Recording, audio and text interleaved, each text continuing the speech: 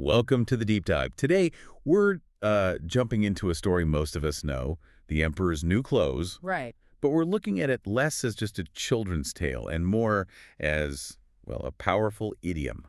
Exactly. We're digging into some insights from our source.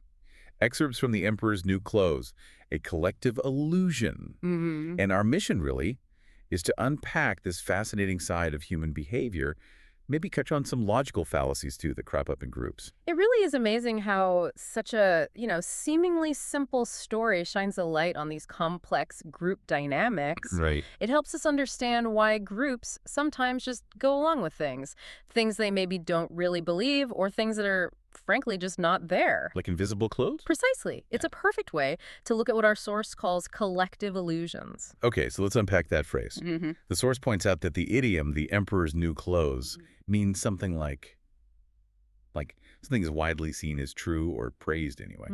Even if it isn't. Yeah, because people are unwilling generally to criticize it or, they don't want to be seen going against the grain, against popular opinion. It's a really potent idea.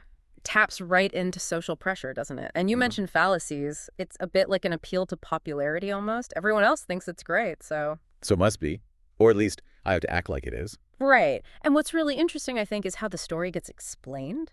You hear terms like pluralistic ignorance, Okay. but our source really leans into this idea of collective illusions. They're related, sure, but the source frames collective illusions as maybe broader. It's about people hiding their private beliefs because they wrongly think everyone else buys the public version. Like the townspeople in the story. They Yeah. all act like they see this amazing outfit, Mm-hmm. but why? Why do they do that? Well, primarily it's the fear, isn't it? Fear of looking stupid or being the odd one out. Social ostracization, basically. And that's where it gets really interesting, I find, because the source talks about this like fundamental paradox at the core of it. Mm. It says, everyone is ignorant to whether the emperor has clothes on or not, but believes that everyone else is not ignorant. Exactly. It's like the silent agreement. It feels like an agreement anyway. Yeah, like unspoken. Built entirely on a shared but totally mistaken idea of what everybody else is thinking. Wow. And that is the essence of a collective illusion. Hmm. That definition, privately, no one believes, but everyone perceives that everyone else believes. So everyone's pretending, but thinks they're the only one pretending. Pretty much. And this dynamic often pushes groups to act against their own best interests, really, because individuals are afraid.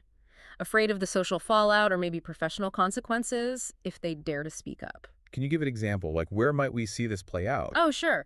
Think about, say, a corporate meeting. A flawed strategy gets presented. Maybe quite a few people in the room have private doubts, serious ones even. But what do? They often just nod along. Why? Yeah. Because they look around, assume everyone else is genuinely on board, and they really don't want to be that lone voice saying, hang on a minute. So it's not about being convinced by the strategy at all. Not necessarily. It's more about avoiding being labeled difficult or foolish or just different, not rocking the boat. Okay, so bringing this back to you, our listener, what does this all mean? As you go about your week, maybe start thinking about situations where you might sense these kinds of emperor's new clothes dynamics. Yeah.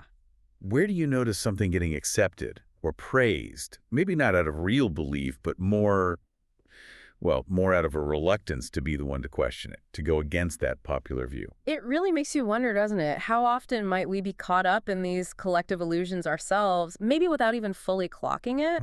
But understanding this concept, this idea that a whole group can basically accept a falsehood because nobody wants to break ranks and voice their private doubts, well, that's actually pretty empowering, I think.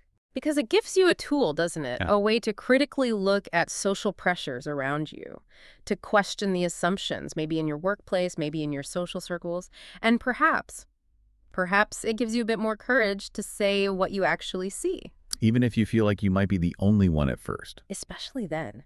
It's really about learning to see beyond that invisible fabric, Mm-hmm. seeing things for what they are, not just what everyone pretends they are.